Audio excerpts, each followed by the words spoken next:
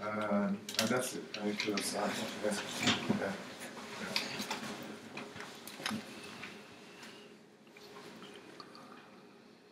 Yeah. All right. All right. My speech is about the effects of pollution on human health. Is it just me, or does it seem like there are more and more people dying from strange afflictions each year? Do you realize that we find more diseases compared to new species of any kind each year? I am officially concerned for my health and yours. Did you know that air pollution is thought to be the cause for 1 in 10 deaths due to lung cancer? Additionally, it is responsible for 24,000 premature deaths in the UK every year. That's according to the British Broadcasting Corporation, the BBC. They go on to state that traffic pollution has been found to be a major killer across Europe. According to research they published in December 2000, 6% of deaths per year in France, Austria, and Switzerland are due to the pollution.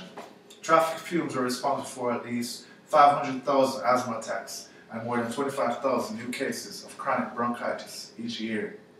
I myself have been afflicted with chronic bronchitis throughout my childhood, so I have first-hand knowledge of the discomfort and pain a person goes through when subjected to these ailments, especially continuously like I had to, because let's face it, there is no real cure a doctor can prescribe for your body's reaction to pollution.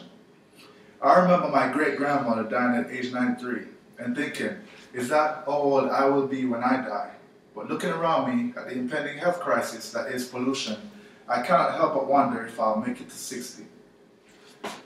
Even with the research and statistics readily available to us today, it is easy to see pollution caused by humans is a constantly increasing danger for people and the environment alike. Pollution is the introduction of contaminants into the environment. It is created mostly by human actions, but can also be a result of natural disasters, such as volcanic eruptions. Pollution is a detrimental effect on any living organism in an environment, making it virtually impossible to sustain life. Pollution harms the earth, the environment, and its inhabitants in many ways. The three main types of pollutions are land, air, and water pollution. Land pollution is pollution of the Earth's natural land surface by industrial, commercial, domestic, and agricultural activities. According to the Environmental Protection Agency, the EPA, some of the main contributors to land pollution are chemical and nuclear plants, factories, oil refineries, human sewage, oil, and antifreeze leaking from cars, deforestation of course. Air pollution is the accumulation of hazardous substances in the atmosphere that endanger human life and other living matter. Some of the main contributors to air pollution are automobile emissions, aerosol sprays, power plants, combustion of coal, and large ship exhausts. Water pollution is the introduction of chemical, biological, and physical matter into large bodies of water that degrade the quality of life that lives in or consumes. Okay, so now we have a better understanding of pollution, the different types, and what causes it. But like Sir Isaac Newton's third law suggests, for every action, there is a reaction. And when it comes to pollution, the effects are devastating. Pollution can affect our health in many ways, with both short-term and long-term effects. Different groups of people are affected in different ways by pollution. Children, the elderly, and people with weak immune systems suffer more from the effects of pollution. The extent to which an individual is harmed by pollution usually depends on the total exposure to the damaging chemicals. That is, the duration of exposure and the concentration of the chemicals must be taken into account. Examples of short-term effects include irritation of the eyes, nose, throat, and upper respiratory infections such as bronchitis and pneumonia. Other symptoms include headaches, nausea, and allergic reactions. Short-term air pollution can aggravate the medical conditions of individuals with asthma and emphysema.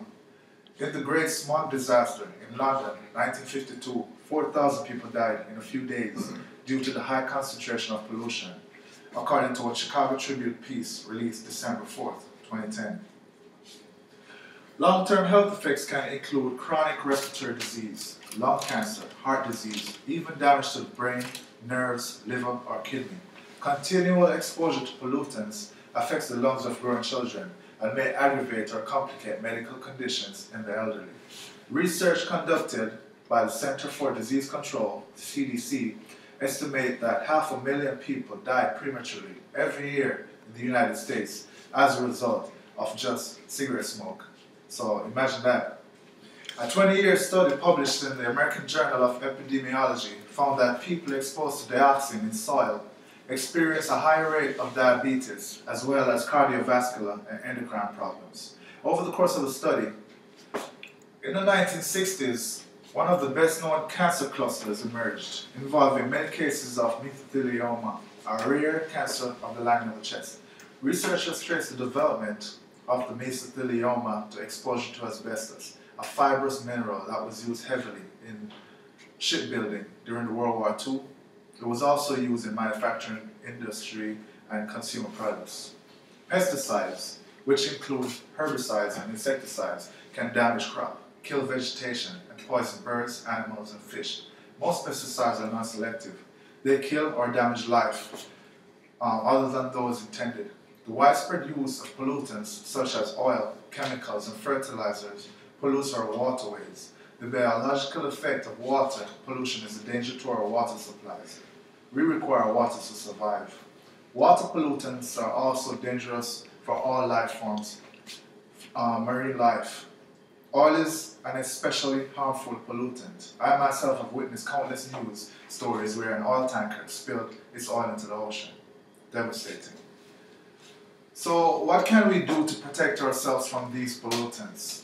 If I was to answer off the top of my head, I'd say nothing. But the governments of the world disagree. They continue to implement strict operating restrictions on power plants, factories, and all other waste-producing manufacturers. Countries like China, India, the US, Canada, and most European countries have developed their own regulation to deal with pollution. But what about the average man? What can we do to fight the pollution monster? There are many small activists and environmental groups popping up on the internet, neighborhoods, around the country and the world, determined to fight to survive this tragedy. And according to The Guardian, an English-based news organization, every bit helps make the world a better place. Governments are leading the way with renewable resources and incentives to industries that go green, investing billions into the future of life. A reproduction of statistics by the Harvard Business Review, that's this.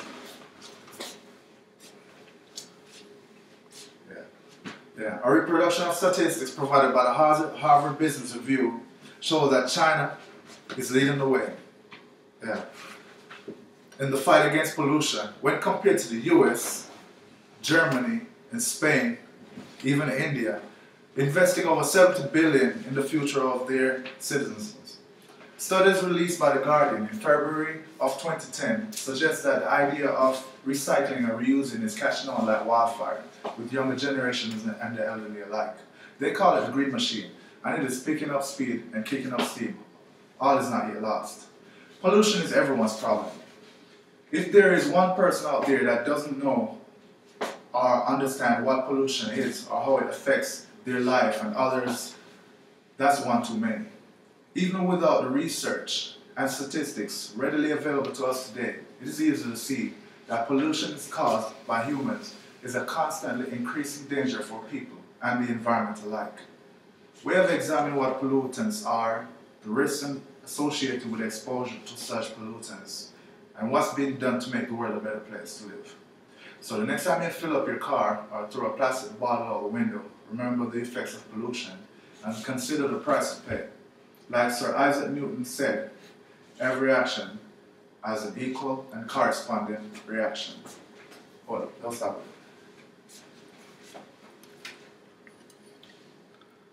Alright, everybody come back here. Come back here just a second.